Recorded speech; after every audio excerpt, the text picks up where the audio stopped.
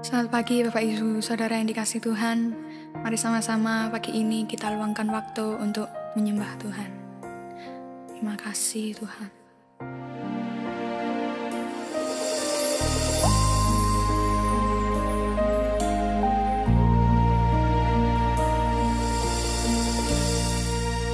Betapa ku mencintai segala yang telah terjadi, tak pernah sendiri jalani hidup ini, selalu menyertai. Betapa ku menyadari di dalam hidupku ini Kau selalu memberi rancangan terbaik oleh karena kasih.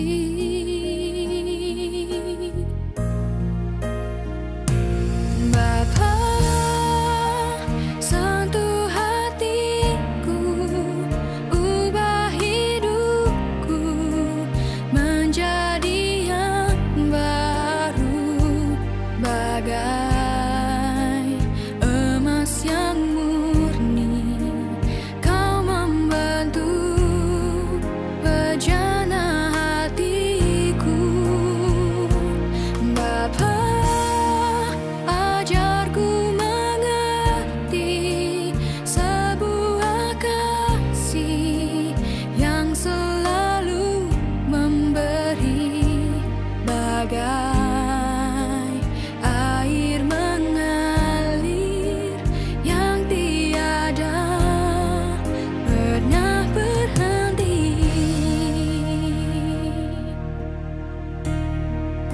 Betapa ku mencintai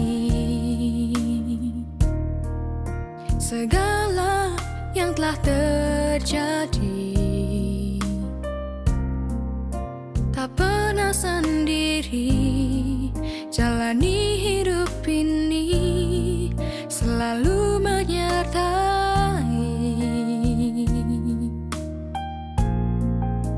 Betapa ku menyadari di dalam hidupku ini, Kau selalu memberi rancangan terbaik oleh karena kasih.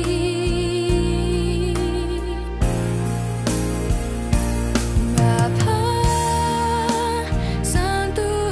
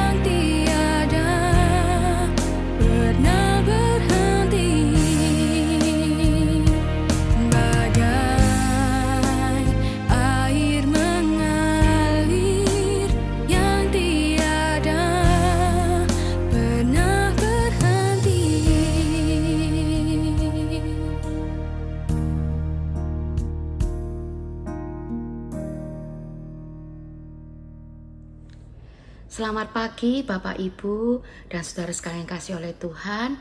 Kita berjumpa kembali dalam kasih karunia Tuhan kita Yesus Kristus. Nah Bapak Ibu, setelah Yesus mati dan ia bangkit dari kematian, Alkitab mencatat ada beberapa kali Yesus menampakkan diri kepada para pengikutnya. Ya, Yesus menampakkan diri untuk menyatakan bahwa ia benar-benar hidup dan ia berkuasa dan akan menyertai para muridnya. Ya, nah ada beberapa peristiwa yang dicatat dalam Alkitab. Ya, diantaranya yang pertama kali Yesus menampakkan diri kepada Maria Magdalena. Ya, ketika ia bangkit, yang pertama kali menjadi saksi dari kebangkitannya adalah Maria Magdalena.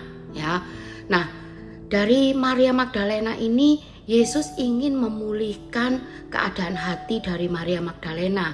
Saat itu Maria Magdalena sangat sedih, ya. Dia bukan hanya sekedar sedih biasa, tapi dia sedih yang sampai terpuruk dan tidak punya harapan. Tapi setelah Yesus menampakkan diri kepada Maria Magdalena menjadi pribadi yang bersukacita, ya. Kesedihan yang ada di dalam hatinya sudah terhapus semuanya, ya. Dia menjadi sangat bersukacita, bahkan dia bersaksi di mana-mana, ya. Nah, setelah itu, ya, tidak lama kemudian, ya, Yesus menampakkan diri kepada dua orang murid yang sedang berjalan ke Emmaus, yang salah satunya bernama Kleopas, ya. Nah, mereka berdua ini, dua orang muridnya ini adalah orang yang saat itu merasa sangat kecewa.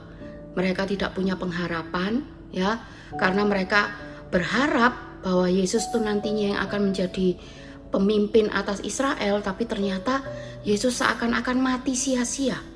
Nah, dan mereka saat itu tidak tahu harus berharap kepada siapa lagi, ya. Tapi kemudian Yesus menampakkan diri kepada mereka dan Yesus menjelaskan seluruh isi kitab suci, bagaimana nubuatan yang harus tergenapi dalam diri Yesus mengenai Mesias, ya.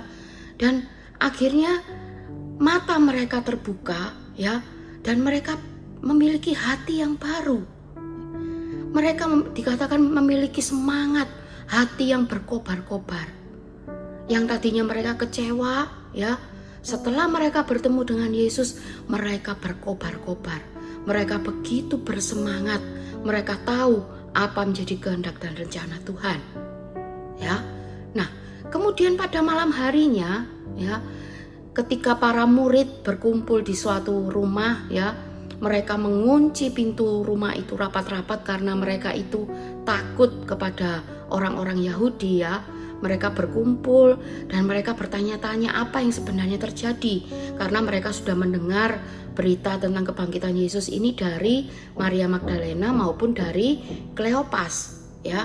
Nah, mereka bertanya-tanya apa yang sedang terjadi. Mereka dalam keadaan takut, khawatir, ya. Dan kemudian Yesus menampakkan diri kepada mereka.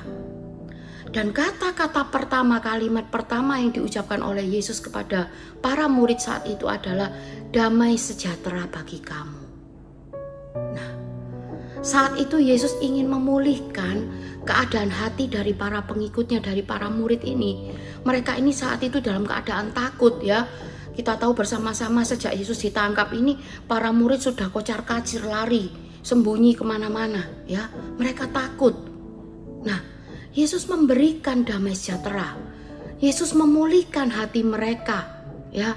Yesus memberikan damai sejahtera kepada mereka. Bahkan dalam perikop yang lain dikatakan bahwa Yesus menghembusi mereka dengan Roh Kudus supaya mereka menjadi pribadi-pribadi yang tangguh, yang berani, yang kuat, ya. Yesus memulihkan kehidupan para murid. Nah, kemudian setelah itu, ya, Waktu Yesus menampakkan diri kepada para muridnya ini, Thomas tidak ada bersama-sama dengan mereka. Nah, Thomas tidak percaya, ya, ketika para murid yang lain menceritakan pada Thomas bahwa Yesus itu bangkit hidup, ya. Thomas tidak percaya. Bahkan Thomas berkata bahwa sebelum ia mencucukkan jarinya ke bekas paku yang ada di tangannya Yesus, dan juga sebelum dia mencucukkan tangannya ini ke lubang yang ada di lambungnya Yesus, dia berkata bahwa dia tidak akan percaya. Yesus tahu ini keadaan dari Thomas. Thomas ini diliputi oleh keraguan-raguan, ketidakpercayaan, ya. Maka 8 hari setelah itu, Yesus kembali menampakkan diri kepada para murid, dan saat itu Thomas ada bersama dengan mereka. Nah, kemudian Yesus secara pribadi berkata kepada Thomas, "Thomas, inilah tanganku, cucukkan jarimu ke sini, ke bekas lubang paku yang ada di tanganku. Cucukkan tanganmu ke lambung yang berlubang ini."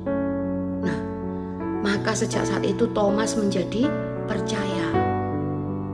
Yesus berkata bahwa berbahagialah orang yang tidak melihat namun percaya, sebab Thomas ini melihat baru percaya. Ya. Nah, Yesus ingin memulihkan keadaan hati, keadaan iman dari para muridnya. Saat itu terkhususnya kepada Thomas. Ya. Yesus ingin pengikutnya ini memiliki hati yang benar-benar teguh, percaya kepadanya dengan sungguh-sungguh. Ya. Nah, selang beberapa saat kemudian, ya, ada 7 murid yang dicatat di dalam kitab Yohanes, ya, dalam Injil Yohanes pasal yang ke-21. Di situ para murid ini adalah para murid yang punya background sebagai nelayan, ya. Karena kita tahu ya, dari 12 murid itu ada beberapa yang backgroundnya adalah nelayan, ya.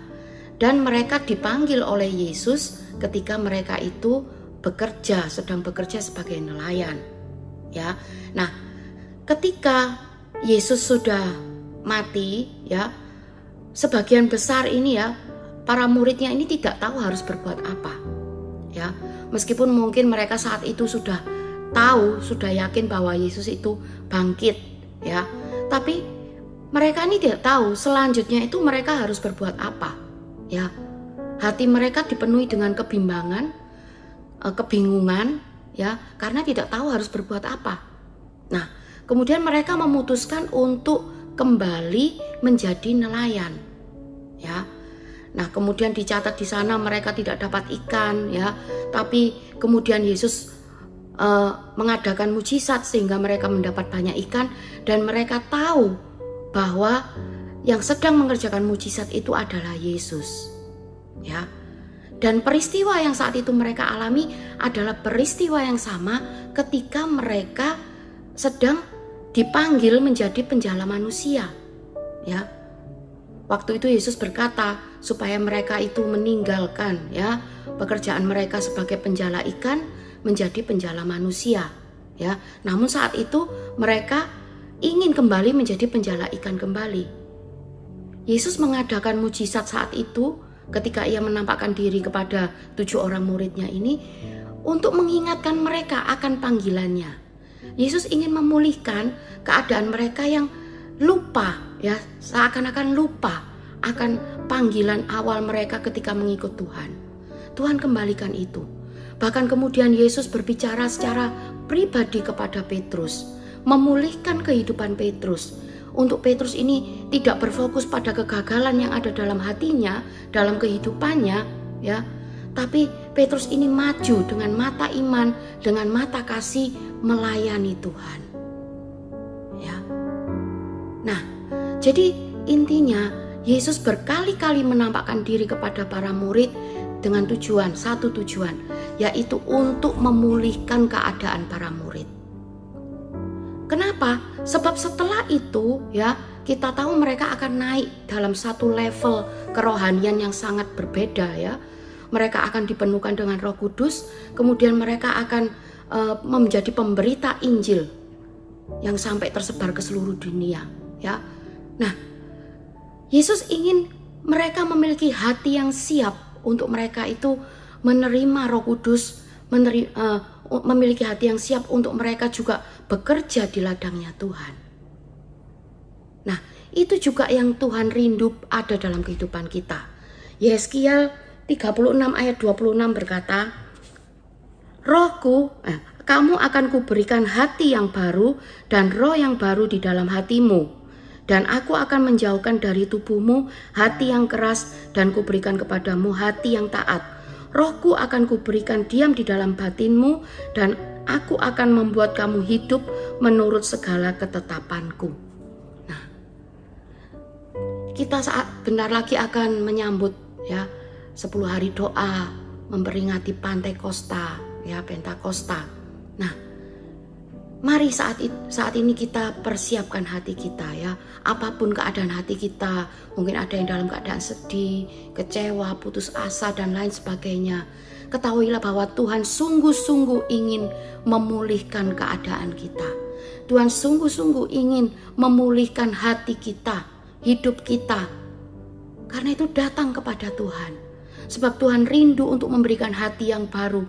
Tuhan rindu untuk memberikan rohnya ke dalam hati kita, ke dalam hidup kita. Ya, karena itu ya, mari kita hari-hari ini ya, kita mempersiapkan hati kita sebaik-baiknya untuk kita menikmati lawatan Tuhan. Ya, terkhususnya dalam menghadapi 10 hari doa, kita memiliki hati yang siap untuk menikmati pesta rohani, ya. Pesta rohani yang indah bersama dengan Roh Kudus. Kita menikmati kehidupan level rohani yang meningkat. Kita persiapkan semuanya. Ya, saya yakin ketika kita datang kepada Tuhan, Tuhan akan memulihkan kehidupan kita. Mari kita sama-sama berdoa. Tuhan Yesus, kami mengucap syukur Tuhan, karena kami percaya bahwa Tuhan bangkit dan hidup untuk memulihkan kehidupan kami. Kami yakin dan percaya Tuhan mau memulihkan hati kami, apapun keadaan kami saat ini Tuhan. Karena itu Tuhan, kami serahkan seluruh kehidupan kami ke dalam tangan-Mu. Kami yakin dan percaya Tuhan ada beserta dengan kami, dan Tuhan mempunyai rencana yang indah, panggilan yang indah dalam kehidupan kami. Terima kasih Tuhan, seluruh hari ini juga kami serahkan dalam tangan-Mu. Kami yakin dan percaya Tuhan menyertai setiap langkah kehidupan kami. Terima kasih Tuhan, di dalam nama Tuhan Yesus Kristus kami sudah berdoa. Haleluya, amin.